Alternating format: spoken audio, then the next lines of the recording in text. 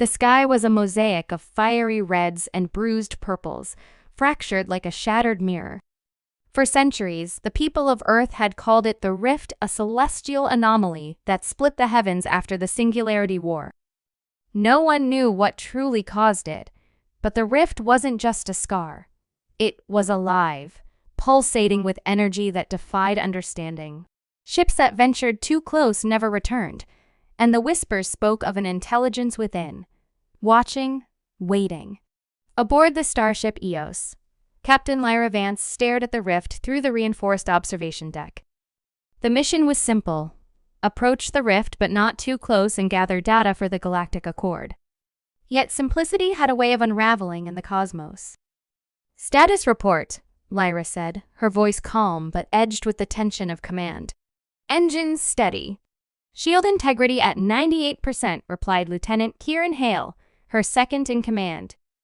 He was a wiry man with sharp features, his fingers dancing across the console. "No anomalies yet, but—" He hesitated, glancing at her. "But there's a fluctuation in the rift's energy field. It's subtle, but it's there." Lyra frowned. Fluctuations were never subtle near the rift. They were catastrophic. "Magnify it," she ordered.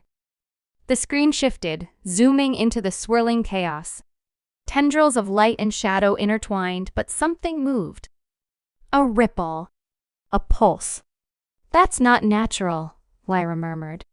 "Natural stopped being a thing when the rift was born," Kieran replied, his voice low. "Do we proceed?" She didn't answer immediately. Her crew depended on her, but so did the Accord. The data could mean breakthroughs in energy, technology, even survival. Yet the cost of curiosity had always been steep. "We proceed," Lyra said, but with caution. As the EOs drifted closer to the rift, the ship's sensors began to fail, one by one. First, the long-range scanners flickered out. Then the communications array started emitting static. "We're flying blind," Kieran said grimly. "Not yet," Lyra replied. "Manual systems are still operational. Let's use them while we can." The rift loomed larger, its light spilling into the ship's corridors. Crew members whispered prayers, their faces pale. The air felt heavy, as if the rift's gravity reached beyond space itself. "Captain, we're detecting a signal," said Ensign Miratan, the youngest on the crew. Her voice trembled. "It's faint, but it's coming from within the rift." "A signal?" Lyra's heart raced. "Human?" Mira hesitated. "Not exactly. It's layered. Like a voice, but distorted." "Play it," Lyra commanded. The bridge filled with an eerie sound. It was a voice, but fractured, as if speaking through shattered glass. Words emerged and disintegrated. "Come." "Closer. Escape." The crew exchanged uneasy glances. "Captain," Kieran said, "this could be a trap."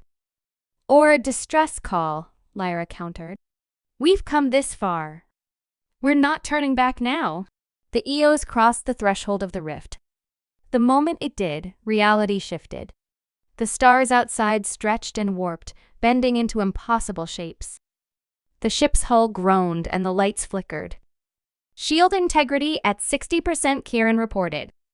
We're losing power fast." "Redirect auxiliary systems," Lyra ordered. "Keep us stable." Then the rift opened. A massive vortex appeared, revealing a world beyond. It was not empty space, but a landscape floating islands bathed in golden light, connected by rivers of shimmering energy. "What is this place?" Mira whispered. Lyra didn't answer. Her eyes were fixed on the largest island, where a towering structure stood. It was a spire of crystal and metal, pulsing in rhythm with the rift. "Set course for that spire," she said. As the EOs approached the spire, the signal grew stronger. The distorted voice now formed coherent words. "You are seen. You are chosen." The ship docked on a platform at the base of the spire. Lyra led a small team: Kieran, Mira, and Dr. Elias Trent, the ship's scientist. They stepped onto the platform, their boots echoing against the crystalline surface. The air shimmered, and figures emerged. They were humanoid but translucent, their forms shifting like liquid. Light. Welcome, one said, its voice resonating directly in their minds. We are the Watchers, caretakers of the rift. Caretakers? Lyra asked. What is this place? A bridge, the Watcher replied. Between worlds, between dimensions. The rift is not a wound, it is a doorway. Dr. Trent stepped forward. Why did you summon us? The Watcher's form flickered. Because your world is in peril. The rift's balance is breaking. If it collapses, it will consume your reality. Lyra's heart sank. How do we stop it? The Watcher extended a hand and a sphere of light appeared. Within it, images flashed, Earth, the stars, the rift, expanding, consuming everything in its path. You must restore the anchor, the Watcher said. The spire's core is damaged. Repair it, and the balance would hold. And if we fail? Kieran asked. The Watcher's voice turned somber. Then your world will become part of the rift. Forever. The team descended into the spire, navigating its labyrinthine interior.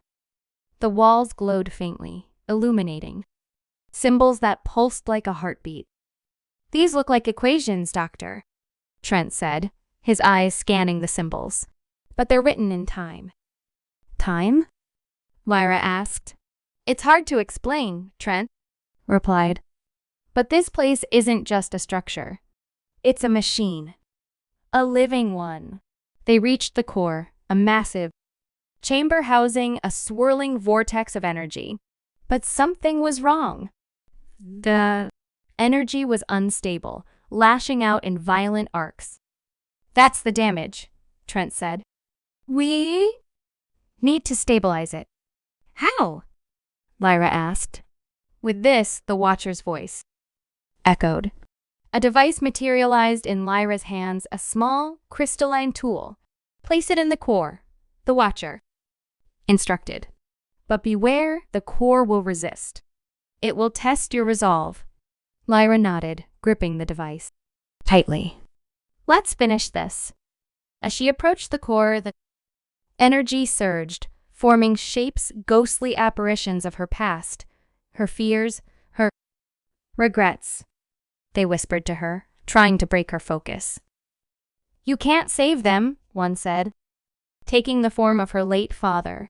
You'll fail, another hissed. It's voice her own. But Lyra pressed on. Her crew's voices anchored her, their belief in her stronger than the illusions. She reached the core and plunged them device into its heart. The chamber erupted in light and the energy stabilized, flowing in harmonious waves.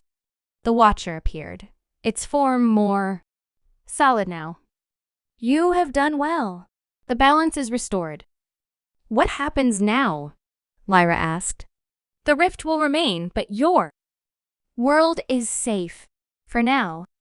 Lyra nodded, exhaustion washing over her. Let's go home. The EOs emerged from the rift, its crew battered but alive. The stars were as they had been before, distant and unyielding. Lyra stood on the bridge, staring at the rift one last time. It was still there, a reminder of the unknown. Do you think we'll ever understand it? Mira asked. Lyra smiled faintly. Maybe. But some mysteries are better left unsolved.